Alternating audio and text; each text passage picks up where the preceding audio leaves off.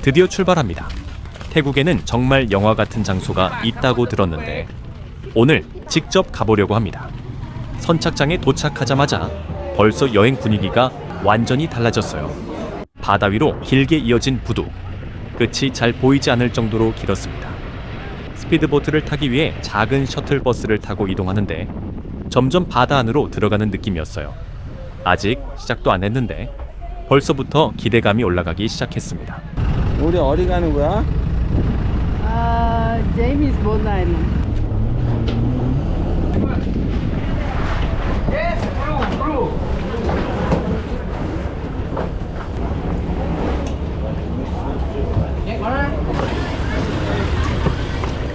스피드보트에 올라타고 가이드가 오늘 이동할 코스를 하나씩 설명해 줬습니다. 이때만 해도 풍경이 얼마나 압도적일지는 전혀 상상하지 못했어요. 잠시 후 보트 엔진 소리가 커지더니 바다가 눈앞에서 빠르게 펼쳐지기 시작합니다. 푸켓 해안을 뒤로 한 채 점점 더 깊은 바다 쪽으로 향하는 순간 여행 분위기가 완전히 달라졌어요. 마치 다른 세계로 들어가는 기분이었습니다. 첫 번째로 도착한 곳은 파낙섬. 멀리서 봤을 때는 그냥 거대한 바위섬처럼 보였는데 가까이 다가갈수록 분위기가 점점 묘해졌습니다. 그리고 곧 작은 입구처럼 보이는 동굴 안으로 들어가기 시작했어요. 야, 그것도 핸드폰 불길에 방야. 천장이 낮아서 몸을 살짝 숙여야 했고 동굴 안은 생각보다 훨씬 어두웠습니다.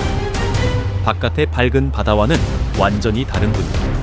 조용한 물소리만 들리는 이 공간이 왠지 숨겨진 장소처럼 느껴졌어요. 꼼꼼해서 아무것도 안 보이네. 동굴 안쪽은 생각보다 훨씬 길었습니다. 잠깐 들어갔다 나오는 정도일 줄 알았는데 계속 걸어도 끝이 쉽게 보이지 않았어요.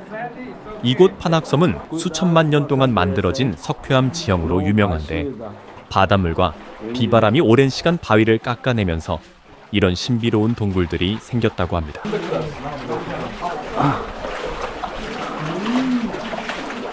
우와. 이야. 도착했다. 긴 동굴 끝을 지나자 눈앞에 전혀 다른 풍경이 펼쳐졌습니다. 사방이 거대한 절벽으로 둘러싸인 숨겨진 공간. 마치 섬 한가운데에 비밀 정원이 숨어있는 느낌이었어요. 위쪽을 올려다보면 둥글게 열린 하늘 사이로 햇빛이 들어오고 나무와 식물들이 빽빽하게 자라고 있고 오랜 시간 자연 그대로 유지된 분위기가 그대로 느껴졌습니다. 특히 신기했던 건 조금 전까지 어두운 동굴을 지나왔는데도 이 안쪽 공간은 믿기 어려울 정도로 밝고 평화롭다는 점이었어요. 왜 많은 사람들이 한가만 투어를 특별하다고 말하는지 조금씩 이해되기 시작했습니다. 여기 어디라고 했어? 카페나지게. 그거는 무슨 카페나? 잠시 풍경을 둘러본 뒤 이제 다시 동굴 방향으로 이동합니다. 처음 들어올 때는 앞만 보느라 몰랐는데 돌아가는 길에서는 동굴의 분위기가 조금 다르게 느껴졌어요. 오히려 나가는 길이 더 신비롭게 느껴졌습니다. 그리고 어두운 통로 끝에서 다시 바깥빛이 보이기 시작하는 순간 마치 다른 세계에서 현실로 돌아오는 기분이 들었어요.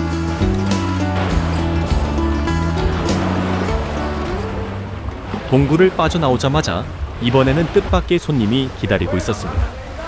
짧은 시간을 보낸 뒤 다시 스피드보트에 올라 다음 장소로 이동합니다. 잠시 후 도착한 곳은 홍섬. 이곳은 판가만 투어에서도 특히 많은 사람들이 기대하는 장소라고 합니다. 멀리서 바라본 풍경은 정말 압도적이었어요. 짙은 회색빛 절벽들이 바다 위로 거대하게 솟아있고 비가 자주 내리는 시즌이라 바닷물 색도 평소보다 조금 더 어둡고 깊게 느껴졌습니다. 오히려 그런 흐린 분위기 덕분에 풍경이 더 신비롭고 영화처럼 보였어요.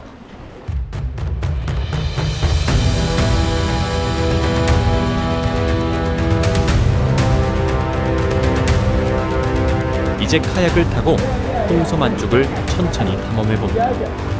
가까이 들어올수록 절벽의 크기가 더욱 실감나기 시작했어요.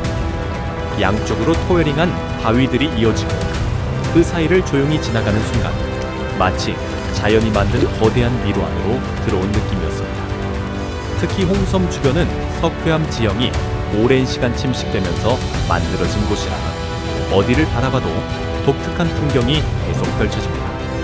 엔진 소리도 없이 물 위를 천천히 이동하다 보니 이곳 특유의 분위기가 더 깊게 느껴졌어요.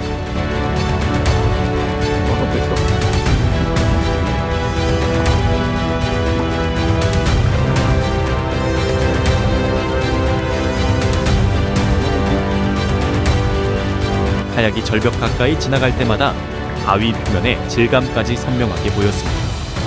멀리서 볼 때와는 완전히 다른 느낌이에요. 자연이 이렇게 거대한 공간을 만들 수 있다는 게 조금 믿기지 않았습니다.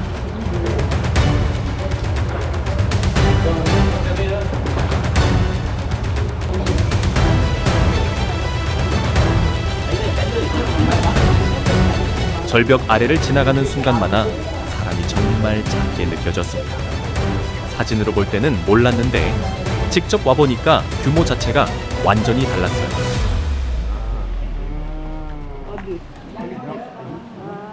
그 코끼리 모양이다 진짜로.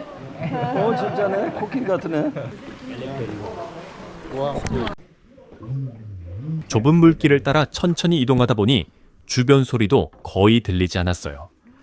파도 소리조차 작게 느껴질 정도로 이곳은 굉장히 조용했습니다. 그래서인지 더 깊숙한 곳으로 들어가는 기분이 들었어요.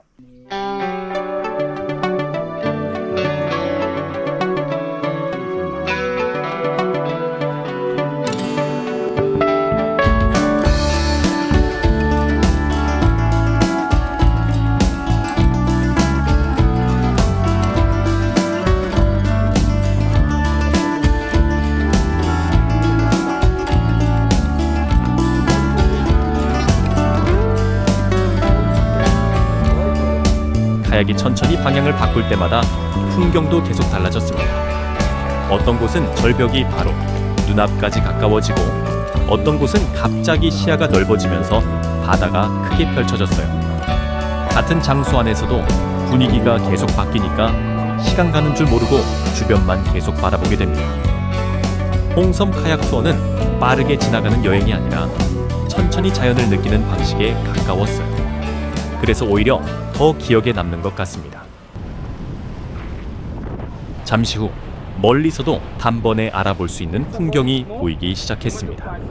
바로 제임스 본드 섬입니다. 가까이 다가갈수록 수많은 스피드보트와 관광객들이 눈에 들어왔어요. 워낙 유명한 장소이다 보니 배들도 차례를 기다리면서 천천히 접안을 하고 있었습니다.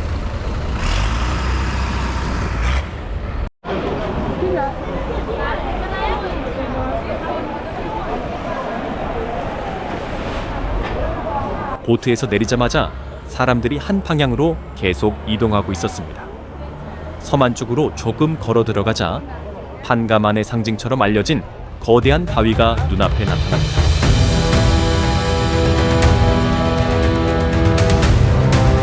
바다 위에 홀로 서 있는 모습이 생각했던 것보다 훨씬 독특했어요.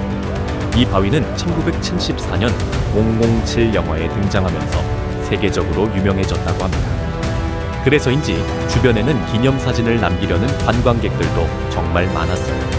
워낙 유명한 장소라 기대를 많이 하고 왔는데 실제로 보니까 풍경 자체에서 느껴지는 분위기가 확실히 남달랐습니다.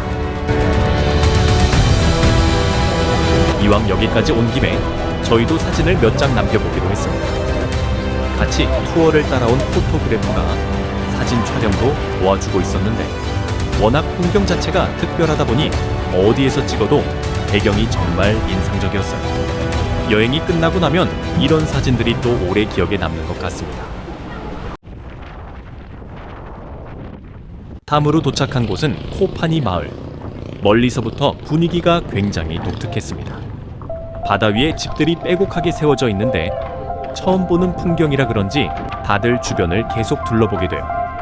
이곳은 오래전 바다 위에 정착한 무슬림 어촌 마을이라고 하는데 지금도 실제로 많은 사람들이 생활하고 있다고 합니다. 특히 신기했던 건 육지가 거의 없는 공간 위에 학교, 식당, 상점까지 모두 만들어져 있다는 점이었어요. 관광지 느낌도 있지만 동시에 사람들의 삶이 그대로 이어지고 있는 장소라는 게 더 인상적으로 느껴졌습니다. 마을 안쪽 식당으로 들어가 보니 점심은 이미 준비되어 있었습니다. 뷔페식으로 운영되고 있어서 각자 먹고 싶은 음식을 자유롭게 담아가는 방식이었어요. 태국 스타일 음식들이 다양하게 준비되어 있었는데 투어 중간에 이렇게 편하게 식사할 수 있다는 점도 좋았습니다. 계속 이동하면서 체력이 조금씩 떨어질 때쯤이라 다들 잠시 앉아서 여유롭게 쉬는 분위기였어요. 식사를 마친 뒤 이번에는 코파니 마을 안쪽을 천천히 둘러보기로 했습니다.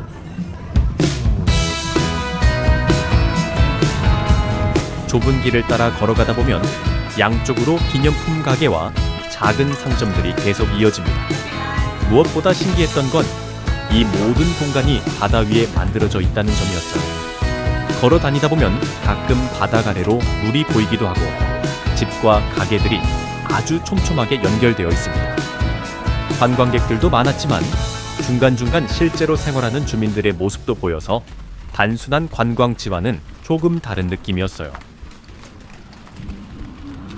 아니 이러다 길 잊어먹는 거 아니야? 여러분이라면 오늘 여행 코스 중 어디가 가장 가보고 싶으신가요? 댓글로 꼭 남겨주세요. 영상이 좋으셨다면 좋아요와 구독도 부탁드립니다. 다음 여행 영상에서 또 만나요.